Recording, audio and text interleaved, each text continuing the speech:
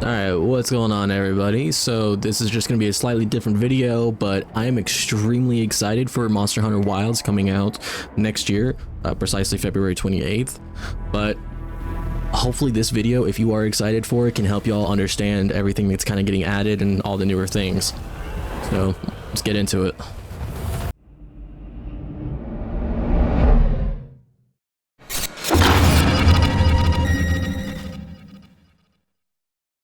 Alright, so the first thing I want to get into is, as you can tell in the teaser trailer that we had a couple months back, I think, you were clearly riding on a mount. It's called the Sacred. So, as it all says right here, but we can use our slinger, certain kinds of items while mounted, all allowing us to comfortably restore our health, sharpen our weapons, or even gather materials while on the move. It looks like the Sacred is going to be a super big part of our journeys. It's going to be able, as you can tell right there in that small little clip right here coming up, it's going to be able to track down all of our monsters when we're going on the quest. But which is fantastic because this entire world is fully open world, by the way. It's no more loading screens. It's no more loading screens, no more, just loading screens actually. But and then something slightly new with our slinger, actually, it's allowing us to have this hook slinger. So the hook slinger is the newest evolution of the slinger, as it says right here, allowing you to gather all types of materials from a distance. It can be used while mounted on a Sacred and can even be used to interact with certain environmental objects or trigger traps. Kind of like the clutch claw in a way, but it's more, I feel like it's going to be more refined, and we're not going to be able to use it to injure monsters, which I think is going to be a big thing because they have a completely different mechanic, which we will get to here in a second. But it's definitely something cool that they added. I love, and we'll see where they go with it. The next thing is meals, since there's technically not going to be a hub anymore, or a gathering hub. Where would we get our food from? Basically, we can make it on our own with the portable barbecue grill now, which is I'm actually happy, but at the same time a little upset because I loved World with seeing all the cats making food and stuff. Absolutely love that. One thing I will mention, the cats now actually speak, which it has been confirmed. If you want them to just go back to meowing, you can just change that in the settings. But I think that's a cool little thing they finally added, because I always thought that they were going to talk, you know? And another thing that's extremely different and could potentially make the game either really easier or much harder is the pop-up camps.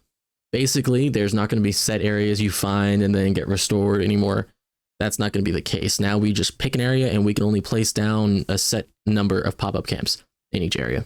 So with which each area, we can use it as basically a campsite in the regular world, but we can use it, we can place it wherever we want, anything like that. It can, unfortunately though, if you place it in the wrong area, like in the pathway that monster goes through, it's more than likely going to get destroyed, meaning you can no longer fast travel or anywhere like that to it until you get it fixed or protected. So make sure to be careful on where you put it. It will make a life-changing decisions on all that. There's probably going to be some videos whenever the game drops, be like, oh, this area never gets attacked on this. But at the end of the day, play the way you want to play, do what you want to do. And fishing is, of course, back. But something that I think has been slightly confirmed, we will now be able to travel underwater more freely. I don't think underwater combat will be fully coming back though. So those are all the kind of like simple life-changing thing, not slice of life, simple stuff that's slightly changed. Let's get into this. All right, so now onto like the weapon areas thing. When you're on the Sacred, they're gonna give us the option to be able to swap between a primary weapon and a secondary. So it's no longer just solely focusing on one type of weapon. You can swap, for instance, I've already know that I'm going to be going dual blades and the bow. It may sound a little weird, but each weapon has slightly gotten a small little update and is now able to do things that it never was able to in other games, which makes me super excited. It's going to be more to learn, and it's something that I think would be kind of fun because it's going to get people to learn more weapons, or at least want to try to learn more weapons. Another thing that, yeah, I know it's a little concerning, but the gem slots. It's no longer just going to be solely on your armor. It was announced that every attack skill slot is going to be on your weapons. So that makes me wonder, are we going to be able to have a more defensive build and slightly focus on a few things on our weapons? Or what exactly does that mean? We don't really fully know because nothing has much come out of it other than we know weapons will have their own slots, armor will have their own. That's also something I didn't even know. So while mounted, the Sacred will also evade some monster attacks automatically, which is beyond pretty cool to me. I didn't know that at all. All right. So a different kind of mechanic that they added is called the focus mode. You were going to say it's always been in the game, but it's slightly different now. So I'm just going to read this exactly, and then we'll kind of go off on this tangent. So it says focus mode allows you to aim your attacks and guard abilities. You can also focus mode to pinpoint monster weaknesses, which can be targeted with a special new attack that will deal big damage. By making it easier to space yourself and aim your attacks during hunts, focus mode will make it even easier for players of all stripes to get in on the hunting action. So something that they didn't mention is whenever you go into focus mode, it says monster weak points.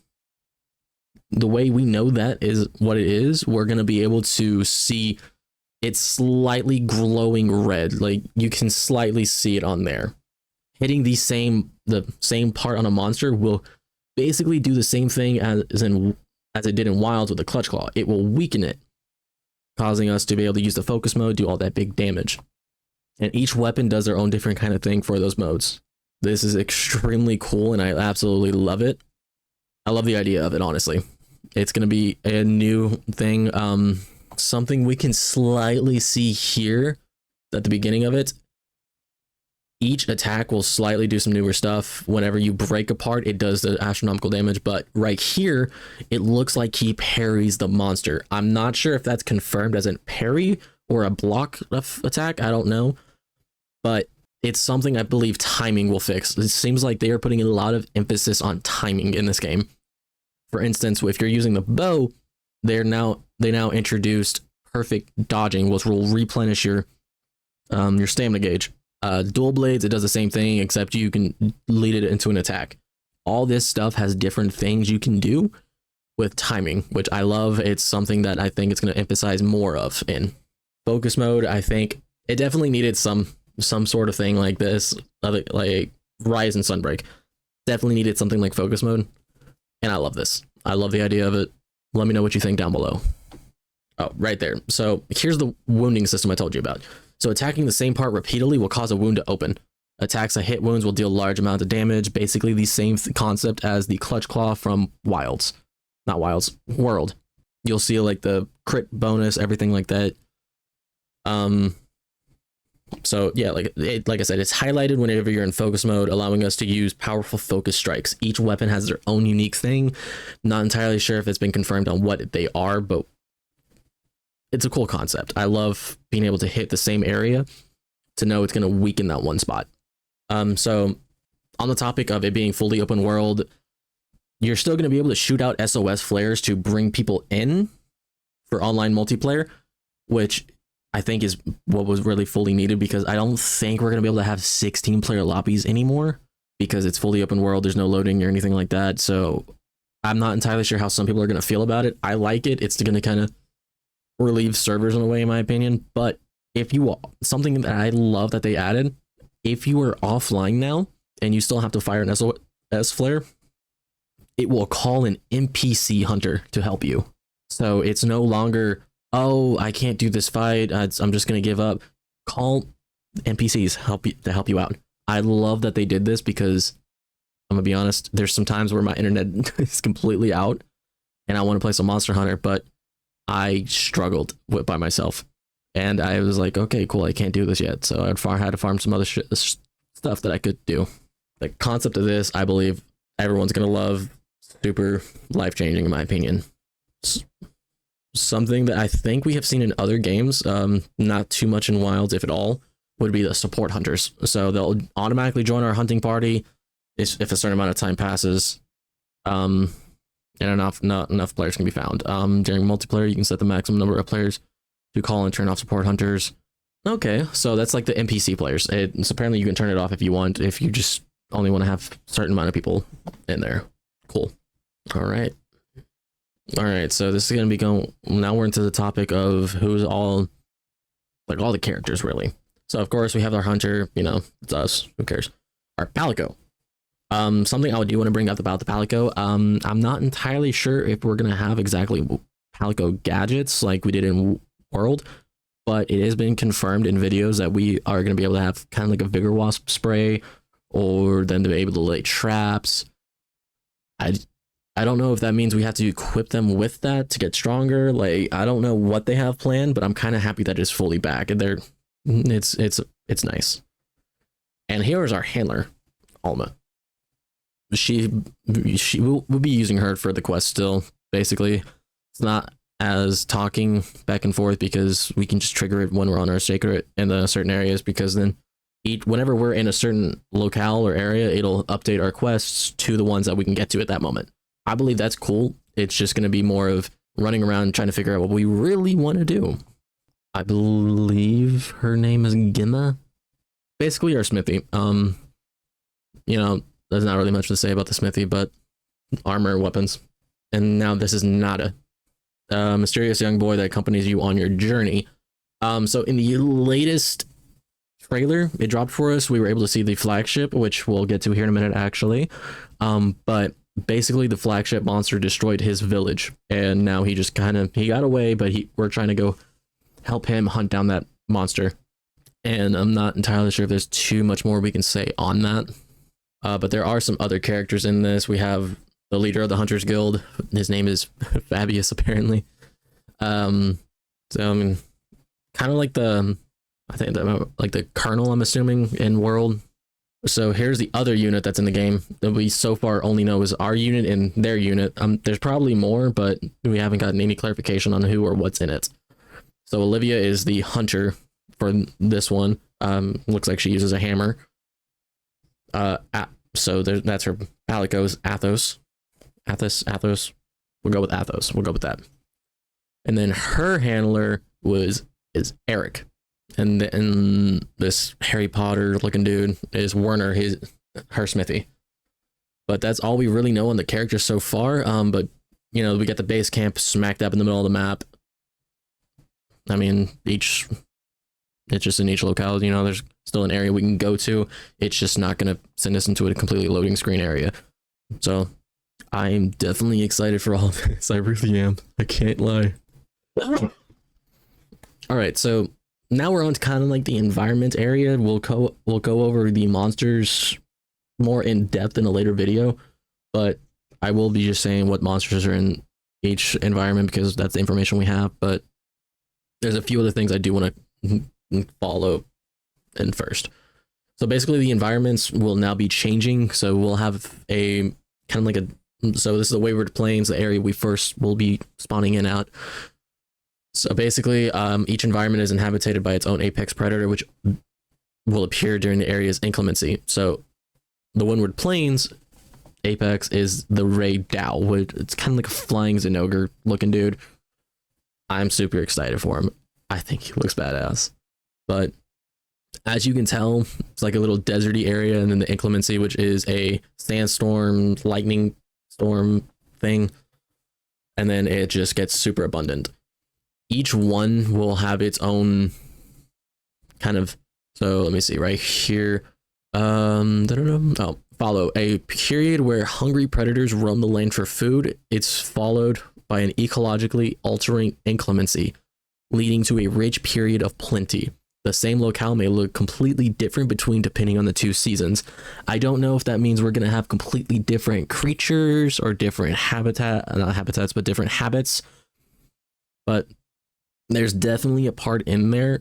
I'm kind of hoping it's just all depending on the situation, you know? But that is the Wayward Plains first area we spawn in at, and something that they have added in that I absolutely love the idea of is monster herds. It's no longer just smaller monsters that are going to be herding. It's going to be larger monsters as well, but they're all going to be led with not apex, but a an alpha. As you can tell right there, the Doshugama, which is a Wayward Plains monster, they have the alpha in front of them, which you can distinctively tell because it's more of a red than the orange ones behind them. I love that. I love how we have to lead them away to have more of an okay or easier fight, if a fight at all, really. I don't think you want to fight like 5 large monsters at the same time. You never have in any game, but I love the idea of that. It's going to bring in the true essence of hunting. But now we're going to get down here. We're going to check out the Scarlet Forest. The Scarlet, it's just a forest, but its inclemency it's a torrential downpour. Let me see if I can get anything up here real quick. Oh, wow. That's all we know so far. Okay. So, following the river found in the Windward Plains will lead you to a verdant scarlet forest with its towering trees and abundant water. As you take your first steps in here in your journey, your eyes are down to the peculiar red-colored water found on the forest floor. This land experiences an inclemency known as the downpour, a torrential rainstorm that floods the surrounding area. I love the idea of this, but at the same time, I am terrified because I thought this was going to be the apex, the Lala Barina. I really thought this was going to be the apex, but no, I'm mistaken. But it's actually the Uthduna, which people were saying it looks like a different monster from another game. Again, I've never played any of the other games except starting with World. I played a little bit of Rise and Sunbreak, but it wasn't for me. I wasn't a huge fan of how it played out. But they also have their own, the Woodwoods. They live there. They're super cool guys, from my understanding. We will have to rely on them to help us out. In the Windward Plains, we have a lot more of confirmed large monsters, which I'll cover in a later video going over all of them fully. Don't want to have this video too long. All right, so it looks like in each different locale, we're going to have inhabitants that aren't a part of the research committee, the research teams, or anything like that. But they experience how each community has grown and adapted to their environment. Not entirely sure if there's going to be like a super big quest for them or anything like that, but it's cool that they're introducing stuff like that still. All right, so here is our flagship, known as the White Wraith, or more precisely, the Arkveld. But it was a creature used to be thought of it be extinct, which kind of makes us think that is an extremely old monster. And before anyone asked, no, it's not an Elder Dragon, but this is our flagship. This is going to be a really fun fight. All right, so as you can tell from this little bit right here, this is actually a video from Rage Gaming Videos, super great YouTube channel. Go check them out. I'll leave them down in the description below. But every creature out here, it's called the Yonkut-ku. It is an older creature from older games, but since it's not in our monster logs, I don't know if it just hasn't been updated, or if this is going to be more of like, we're going to be able to use them kind of like how we were able to use the Palicos in the not the third camp, but the Sky Base up in World. I don't know if that's going to be the case or what exactly, but I'm not entirely sure if they're going to be huntable or if we're going to be using them for resources and stuff, which I think would be pretty cool. But we're going to just have to wait and see. This is kind of a very minimalistic guess that we have, but I think it's definitely something cool that we could potentially get. All right, guys, so that's majority of all the information that we have so far. Like I said in another video, I will be going more in depth on the monsters, kind of getting some more ideas out there. But you know, just leave a comment down below, and if you're excited for the game, if you want to see me, I do plan on playing this game and probably posting it, but just let me know if there's any ideas or anything else you want me kind of more go into detail on. I'll have some more videos, maybe some YouTube shorts or TikToks or something like that. But if you see anything else that you want me to go like more in depth on, leave it down below, like, comment, and if you think that this was kind of a helpful video to go over really quickly, go over everything that we know of so far, kind of changed, and potentially, you know, just the game itself, and you liked it, please leave a like, follow, subscribe. It does help me out a lot. I'm still very small, and I do want to start this going. I would love to. But anyways, guys, have fun. Peace out.